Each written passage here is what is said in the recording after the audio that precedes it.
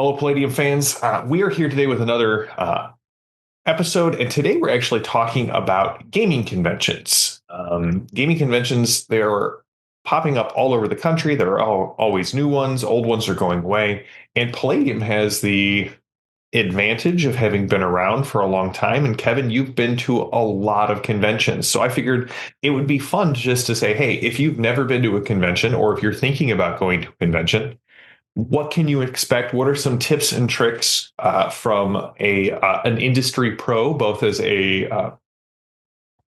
a what would the word be? My brain And an just stopped. exhibitor. And yeah, an attendee and as an exhibitor. So let's start. Do you remember Palladium's first convention that you went to? So the first gaming convention I went to was probably 1979. It was Winterfest, or what did they call it? WinterCon and SummerCon, held by the Detroit Metro Gamers. And it was held at Oakland University, and it was pretty big. Back in the day, by the way, big was like, hey, they get 1,000 to 1,500 people.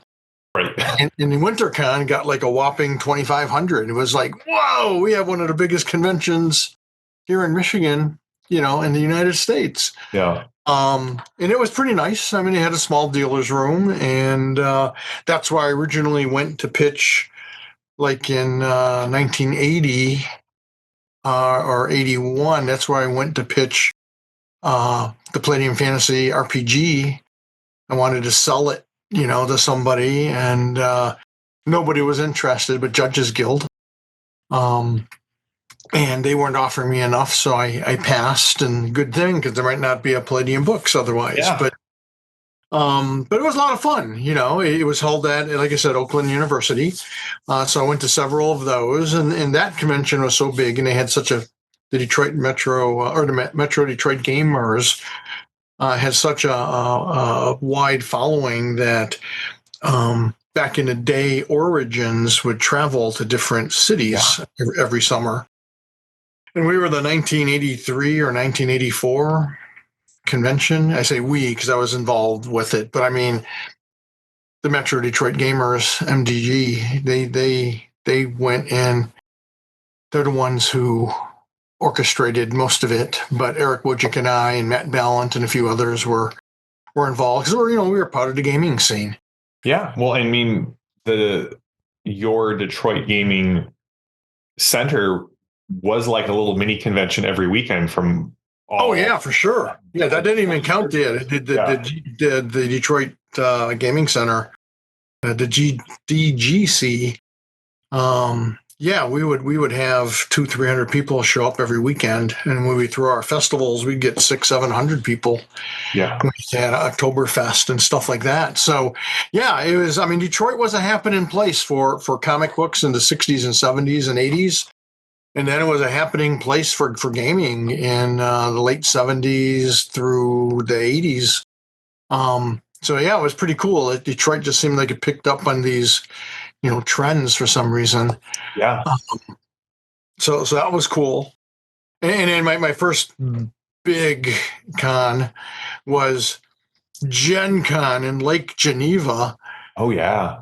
And that was pretty wild because it was fun to see it just grow and grow and grow. I want to say me and Matt Ballant went to two of them at the university, probably starting in 1982, before it moved to Racine, Wisconsin, and then it moved to Milwaukee. And Milwaukee was awesome for me.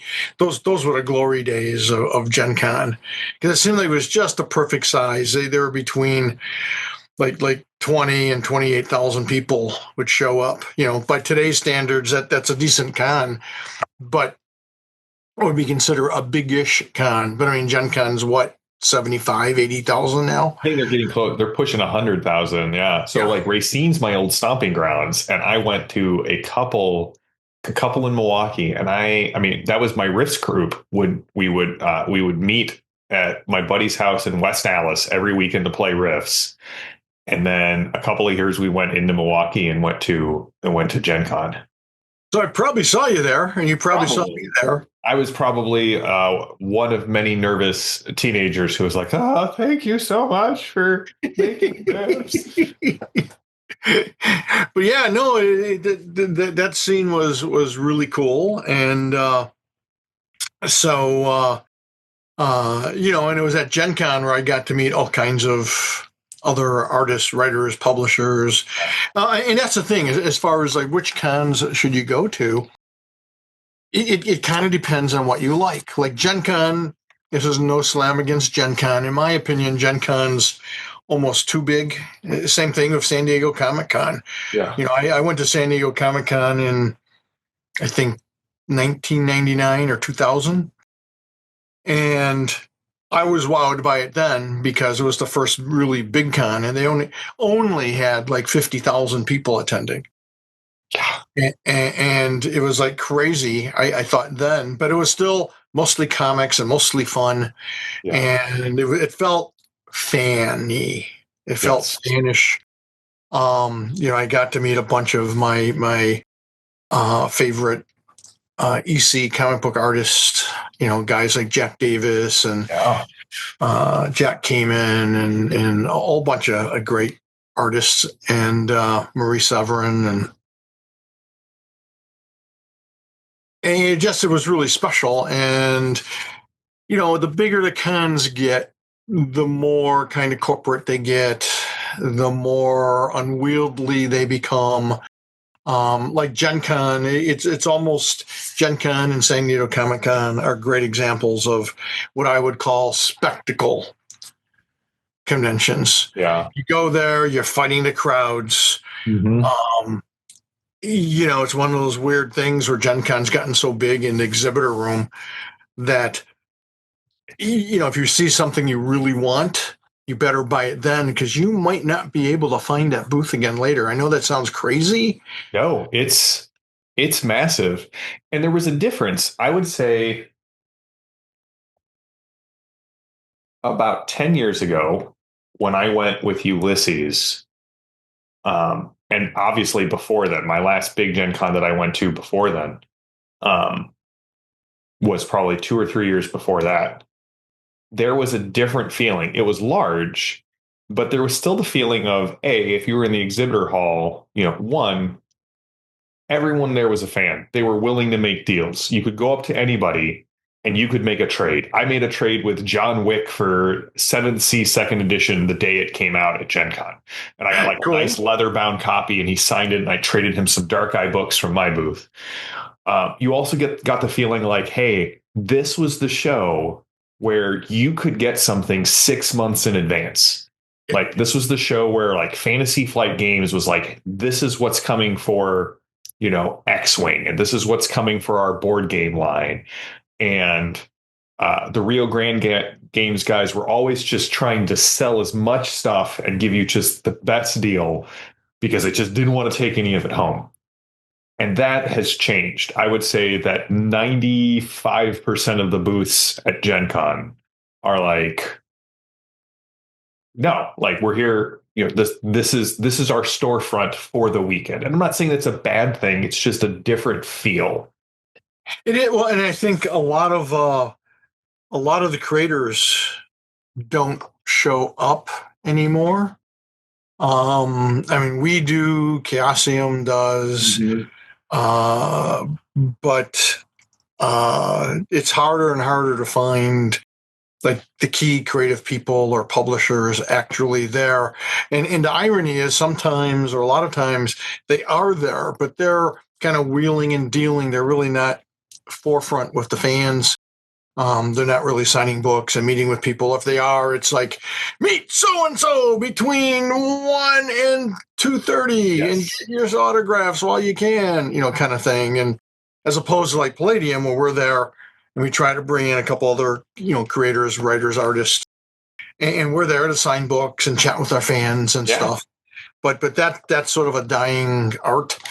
And even when you are there, like even with us, every year we have at least a half a dozen people come up and say, "I'm glad you're back at Gen Con." It's like, never left. That's right. We've been here the whole time. You just may not have been able to find us. Yes, exactly. They didn't find us. I mean, my response would be, so is this your first Gen Con? They're like, no, I've been coming for 5 years. And I'm like, well, I've been here every Well, year. and the No thing to way. remember about Gen Con is the way Gen Con is organized is there are rows, and each row has 100 booth spots. Now, not everybody is only in one booth spot. Like you got a great setup with like 3 or 4 booth spots. Yeah. Studio 2 has a whole row. Yeah. But think about that. It's 100 booth spots, and there are 40 aisles. That's a lot. It's a lot of booth spaces. It's a massive amount of people there trying, and that includes artist row, and that includes the writer area, that includes all of the crafters who show up with like leather goods. It is now. Here's the thing. That's how my wife likes to Gen Con. She's like, I don't want to go to any panels. I don't want to play any games. You drop me off when the dealer room opens up, and you pick me up when the dealer room closes. And she will be there for 4 days straight and still not see everything. And then I got to figure out how to get all of that stuff home. But like there is something there. I mean, Gen Con is so large, you could only pick one thing, and you could do that for 4 days straight.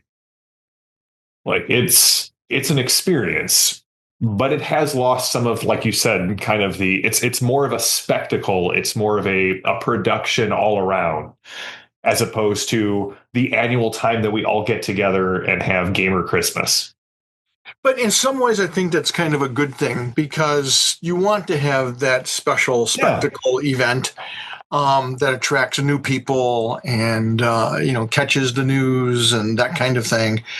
And because of the spectacle, and because so many people are like, I've gone to Gen Con for a couple of years. I think I'll skip this year and I'll go to X. And it opens up avenues for other smaller, and sometimes smaller is 15, 20,000 people, smaller conventions. And then there's conventions like Game Hole Con, which I've never gone to, but I've heard a lot about. I love Game Con. And they get what, 15, 20,000 people? I think they were 6,000, 7,000 this year. Oh, okay. I mean, it's a small con. And I'll be going. I'm a guest at Page, the Philadelphia Area Gaming Expo, and I think they're expecting 3,000 people this year. Okay, that'll be And nice. I love conventions like those sizes. Yeah. 3 to 10,000 people. Like for me, 5, 6,000 is like the perfect convention because you get to see everything, you get to meet a bunch of folks, you get to hang with people. It has that old kind of fun, more intimate fan setting. That's what people love about our open houses. Oh yeah. Palladium open house, which we do every few years, and we haven't for a number of years now. And no, we don't know when we're going to do one. Things are crazy, but let them get turtles out first, and then. So that's what's kind of missing from some of the bigger cons, that sense of intimacy. And so that's some of my tips to people going to conventions is, what are you looking for? Are you looking to go to a bunch of panel talks? And this applies to professional trade shows as well as consumer shows. Are you looking for panel talks because you want to start publishing your own game, or you're a wannabe writer or artist? You are looking to get information about the industry or the history of the industry, or are you looking to get autographs? Yeah. One of the cool things about gaming, even at Gen Con, is that autographs are still free.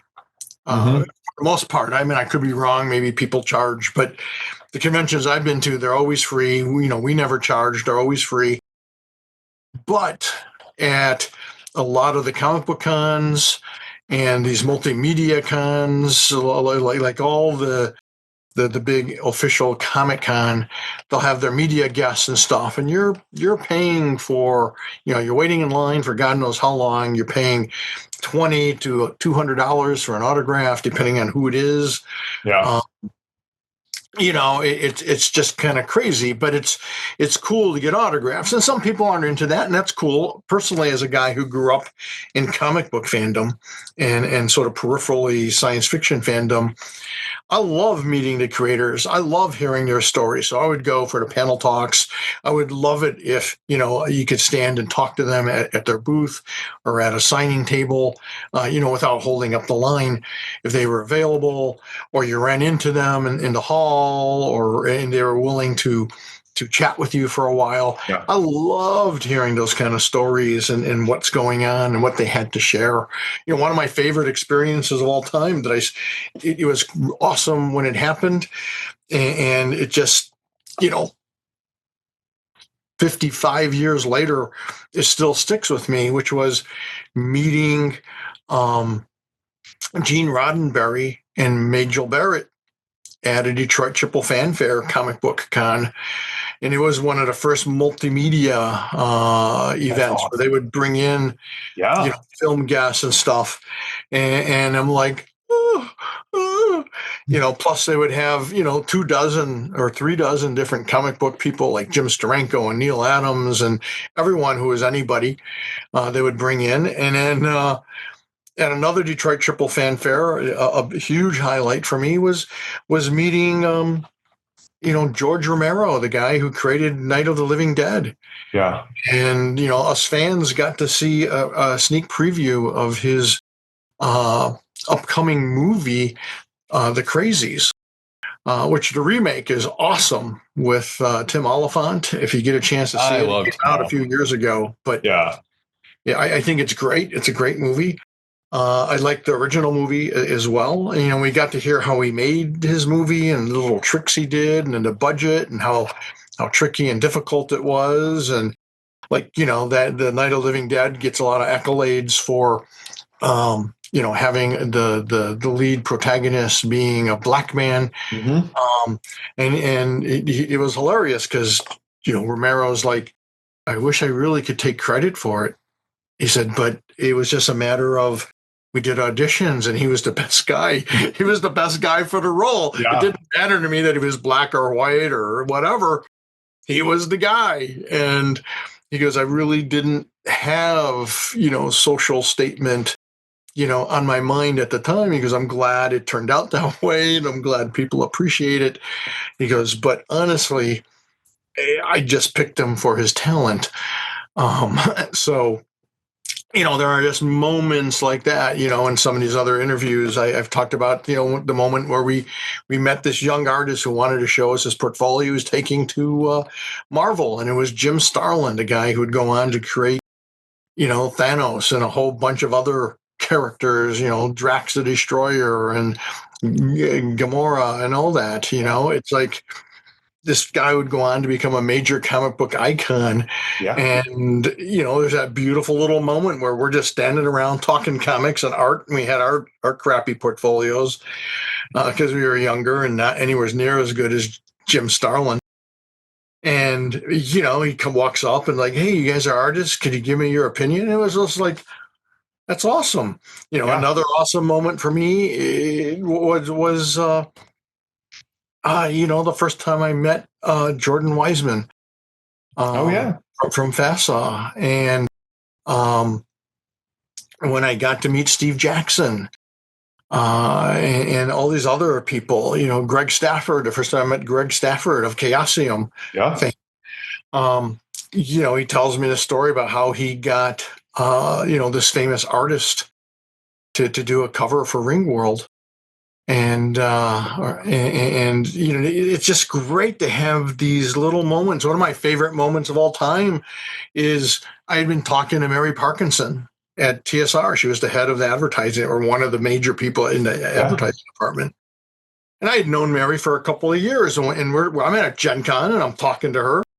And I said, man, this Keith Parkinson, I love his art. I got to make my way to Artist Alley and try to introduce myself. And she's like, well, you want me to introduce him to you? And I'm like, Keith Parkinson? And she's like, didn't connect the dots. no, what a moron. And I'm like, Keith Parkinson? She's like, Yeah, he's my husband. Keith Parkinson is your husband. But and it's like a stupid moment, and yet it has a lot of sentimentality to it. Yeah. It was one of those fun moments.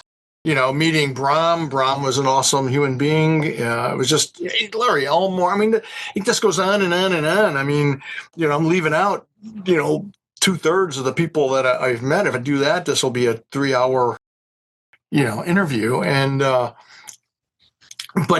the beauty of these conventions is,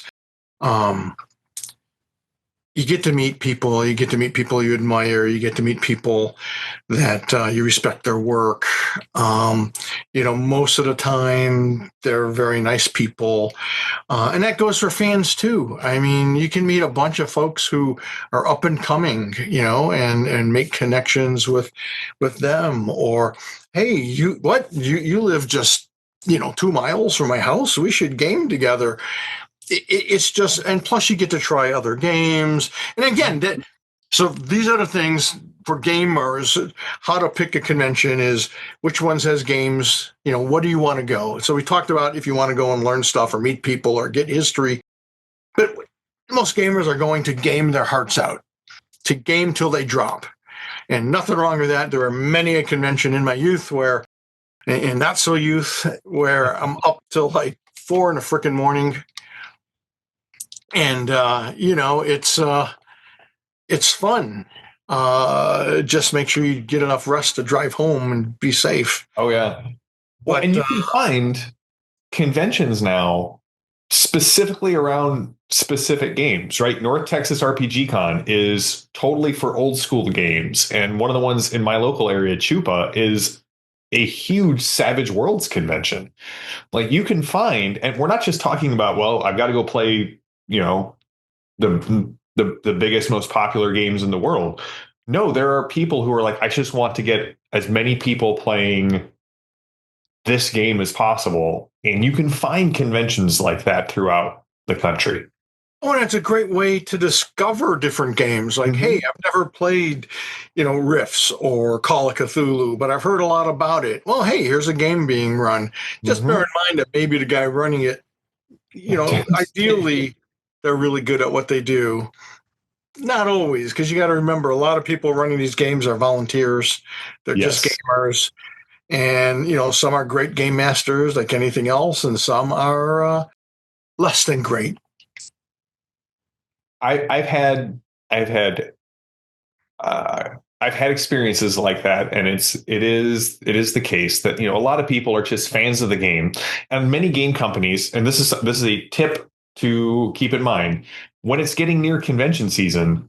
Check out your favorite game companies, because a lot of them, and we're not even talking like, they don't have to be the largest game companies in the world. Like I know Pelgrane Press does this for GMs at Gen Con. If you reach out and say, hey, I'm going to this convention, do you need support? A lot of them will either give you a grab bag or a support package, or they'll say, hey, if you run this many hours of gaming, we'll buy your badge for you. Like I can't say everyone does that, but check that out. That's a great way to subsidize some of your cost by running games that you were wanting to run anyway. You may find out that that company is willing to reimburse you for some or all of your badge, because like companies need GMs to be out there running their games at these events. Absolutely, for sure. Okay, but what about if you are a small publisher, if you're somebody who's like, I'm going to go to a convention, I'm going to sell, my copies of X, which is how you started. You showed up at a convention with Mechanoids, and that was the birth of Palladium Books. What advice for exhibitors or new exhibitors or small publishers or indie publishers would you give on the convention scene? So my very first word of advice is do not be discouraged. Because if you're going to a big show or even a medium-sized show, you might get lost. Yes. With all the other bigger companies. Just go there, don't overextend yourself. Get a basic table or two, depending on how much product you have. Don't expect to sell tons of stuff. I mean, the guy who says, "Oh my gosh, I went to this convention and I sold 200 copies of my game," is either a liar or happened to have a hit game that just really struck the audience, because that is pretty rare, Yeah. and that's pretty rare for Especially your first year. it. Yeah. Well, it's rare for companies of any size, Yeah. of any reputation. Um, and don't be fooled by other stuff that, like, oh, we sold everything we brought. Well, what did you bring? 10 copies? That's right. If I brought one copy, I sold out in the first. Yeah, and it's a true statement, but you need context. I think the great thing for new people trying to sell their very first game is to listen to the feedback, listen to people around you, talk to other publishers, especially people your size, but and a little bit bigger. But even some of the bigger guys, if they'll take time to talk to you about stuff, it can be a great resource. It can be a great way to find distributors or retailers, or just get feedback. Even us, having done this for 44 years, we love getting the feedback. We love hearing what people really enjoy or what they're looking forward to. And sometimes that's not even our own product, because that's informative too. I can't wait for X. Okay, and then if I'm there or if Sean's there, we'll say, so, like, why are you so excited about this? Oh, because I hear it's got blah blah blah blah blah, and it's like, interesting. Yeah, it helps you get a finger on the pulse of the industry in a way that you would not necessarily Yep. get. And then don't be discouraged if you go there and you sell 10 copies of something. Again, get the feedback, listen, and don't put all your eggs in one basket. If you came out with a product and it didn't sell well, because it probably wouldn't, very few people hit something that just takes it out of the park.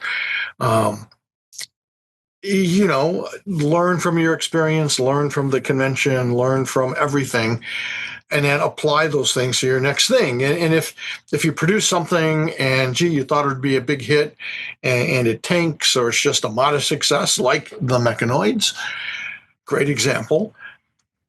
Don't be discouraged.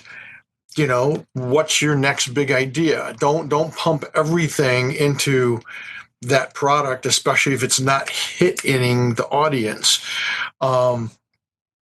It kills me when I hear someone come out with a game and they love it so much. It's the greatest thing, because you have to think your stuff is great. Yeah. You wouldn't be putting it out there. And that's okay too. But, you come out with a game, it sells like crap. Don't do 10 source books for it. Stop with the game or one source book. And if that didn't kick things up higher, what's your next great idea? Yeah. Move on. Yeah. Don't dump everything into something that nobody wants. And it's hard to accept. But well, and another thing that I've noticed, it again, unless you're one of the big companies, and I would put Palladium up and running with the big dogs. Oh, thank you. Know that at least your first couple of years, that going to a convention is actually an advertising expense, and the chances of you breaking even are very slim. And that's okay, because you're getting your game in front of other people. But keep that in mind as you are planning your booth, as you are setting up stuff. Have QR codes that send people to your website to get their email addresses so you can form a mailing list. Have ways for them to sign up to receive free products so that they get something in their email and go, oh, right, I have this thing from this guy that I saw here at this booth. I've seen companies at GameholeCon, they don't even have their product out yet. They were using their booth as a way to advertise their crowdfunding that was coming in several months. So they were running just an insane number of games, an insane number of just walk up to the booth. I will show you how to play this game in 5 minutes or less. And then, hey, sign up for, our our launch page so that you can be notified when we go live. Yep. But know that that's probably going to be what I will call an advertising expense, which means it looks like a loss in the moment.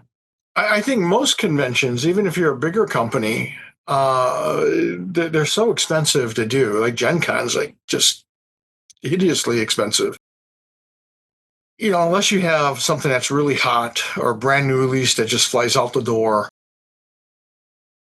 you're going to break even or make some money. But when you factored in all the other time, the hotel cost, the food, how many people are you paying Mm-hmm. to attend the show and help sell product and run games, and a lot of times any convention of almost any size is more of a marketing advertising Yeah. expense an effort than it is a big money maker. Now you can make some good money, and for those of you guys out there looking for ways to make money, I understand PAX. Is it PAX Unplugged, the one in the On the West Coast? or what's the one in Pennsylvania?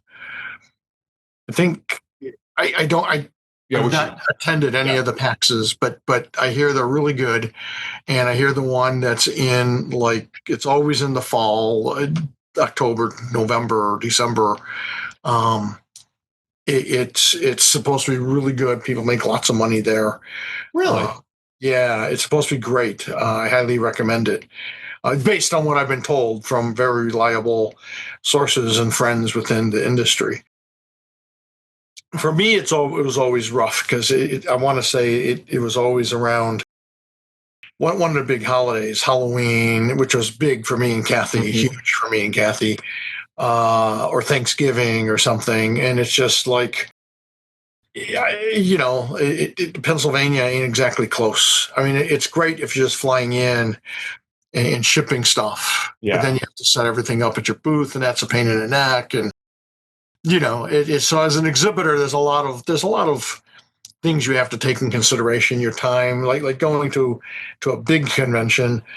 We spend probably a week, and this is months in advance, figuring out what the booth is going to look like, what advertising we're going to do related to it. And then you spend, a week setting up, preparing for it and getting everything, and then driving down and a week there, and probably you're arriving a few days early and leaving a day or two after the con. And then Yeah. you need another week to recover. And you end up spending a month of time on something like Gen Con. And even smaller conventions can be taxing. Oh, they can. Like my rule of thumb for people is plan on spending at least the same number of days that you're going to be at the convention prepping for the convention, probably more like twice that. So if it's a little 3-day convention, it's probably going to take you at least a week to get ready for it. And that includes like maybe not the week leading up to it, but like a full week's worth of work to get your stuff ordered, make sure you have everything in stock, and Yeah, are you running demos? Are you running games? Who's doing that? Who's coordinating it? Et yeah. cetera, et cetera. Absolutely. I'm not saying it's not worth doing. No, no. I've But enjoyed every convention that I've worked at, whether or attended. Like I don't know that I've ever had a convention that I went left and went, oof, I don't think I'll ever go back to that one. No, I've had conventions where I've been like, well, it's a 4-day convention. I don't need to be there for all 4 days because it's a small convention. And really, by about a day and a half, I've done everything that I've wanted to do at the convention. and I hate to say it, and convention organizers or people thinking about starting their own convention will hate what I'm about to say, but I have found, not always, but usually, go to like a convention that's been around for at least a year or two or three, because usually a first year convention, they all think they're going to get 1,000 people, and half the time you're lucky if they got 200. Yeah. You want something that, I mean, it's fun to be there in the early days. But if you're going there as an exhibitor, keep in mind that it's really around year 3 to 5 that enough people, it's generated enough staying power and awareness to enter just the local scene. We're not talking about the regional or Yep. national scene. Well, let's end this with what conventions can people typically find Palladium at? I know you mentioned Page. You're at least this year. You're a guest, a special guest, a VIP. Was, Yeah, and so Page, the Philadelphia Area Gaming Expo, is the middle of January 2026. Mhm. It's their third year. They're one of those conventions that just took off like crazy. Their first year they did have 1,000 people, and the next year they had like 2,000, and this year they're expecting like 3,000. And it sounds like it's kind of a game hall style, old school gaming Yeah. group. It's actually run by a lot of old school gaming professionals. I think I was told Ed Stark is one of the main Yep. organizers, and he's Yep. a big Birthright guy. Yep. Yeah, he's the guy behind Birthright. Absolutely. And Gotta bring my Birthright there's some stuff. other guys there too. And so that's going to be. It sounds really cool. I have a buddy who's attended all the previous 2 years. Matthew Ballant, he'll be there. Oh, I will awesome. be there. In fact, my booth will be right next to Matt's.